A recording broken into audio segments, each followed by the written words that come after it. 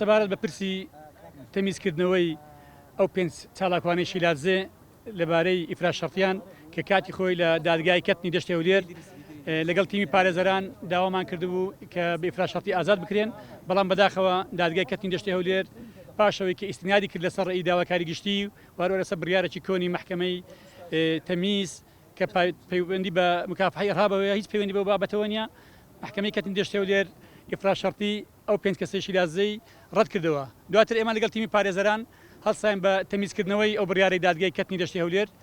لە ڕێگەی محکەمەی جینایەتی سێ هەولێر ئەمڕۆ پێیان ڕاگەیاندین کە بەداخەوە ئیفراشەرتێکە دیسان جارێکی تر ڕەت کرایەوە و پێیان وایە کە ئەو بڕیارەی دادگای کەتنی دەشتی هەولێر بڕیارێکی تەندروست و ڕاستە کە لە ئەسڵدا ئەوە ڕاست نییە لەبەرەوەی لەسەر هەمان ئەو پرسو لەسەر هەمان ئەو مادەیە خەڵکی تر لە هەرێمی کوردستان دەستگیر کراوە بە ئیفراشەرتی پاشان سزادراوە بە ئیفراشەرتی پاشان ئازاد کراوە. بۆیە ناکرێت لە دادگا بانێک و دوو هەوا بێت. لێرە کەسێک بۆ شمولی ئیفراشەرتی بکە بە هەمان ئەو مادە، بەڵام کەسێکی تر لە هەمان کات و سات لە هەمان ساڵ بەیەکەوە دەستگیر کراون و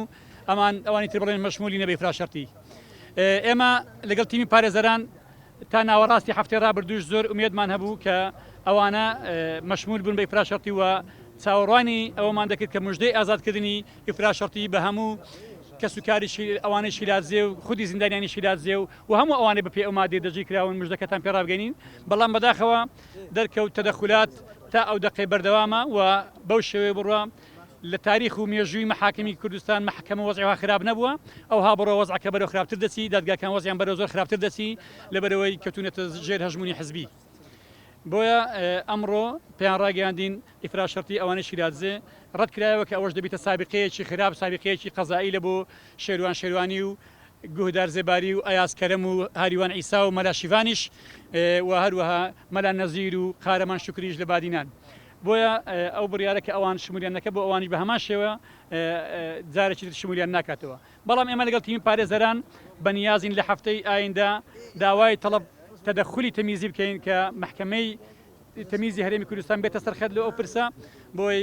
چارەسەری ئەو بابەتە بکرێتن و ناکرێ وەکو باسم کرد لە مەحاکم بانێک و دووهەوا هەبێت. کاک بەشدار پارێزەرە چاو پیشەتان ماوەی ڕابردوو دەستگیر کرا، دەکرێت پارێزەر بەو شێوەیە دەستگیر بکرێەوەی زانیاری هەیە لەسەر سەبارەت بە زانیاری و پارێزەری کە دەستگیر کراوە بەداخەوە شێواز دەستگیرکردنەکەی شێوازێکی زۆر ناتەندروست بووە، دەبایە لە ڕێگەی سندیکای پارێزەرانەوە کە موافقەی مەرجە وەربژیرێت ئەو کات پارێزەر دەستگیر بکرێت و بەبێ ئاگاداری مەرجە و نەقابی مەحامیان ئەو ئیشیان کردیە و ئێمە لەگەڵ لقی هەولێری پارێزەران بەڕێز کاک ئایاد کاکەیی لەسەر خەتین لەسەر هێڵین، بەڵام زانیاریەکەن جارێ لەبەرەوەی محکەمەوە ئیجراءی تحقیقی بەردەوامە نامانێت پێش ئەحداثکەوین دەمانەوێت تحقیقی خلاصبی تا ئێستا تحقیقی خلاص نەبووە. ڕەوشی ئەوانەی لە زیندان لە چاکسازی گەورانی هەولێرن لە دوای ئەوەی کە مانگرتنەکەیان شکاند و داوای گواستنەوەیان کرد بۆ زیندانی چاکسازی سلێمانی،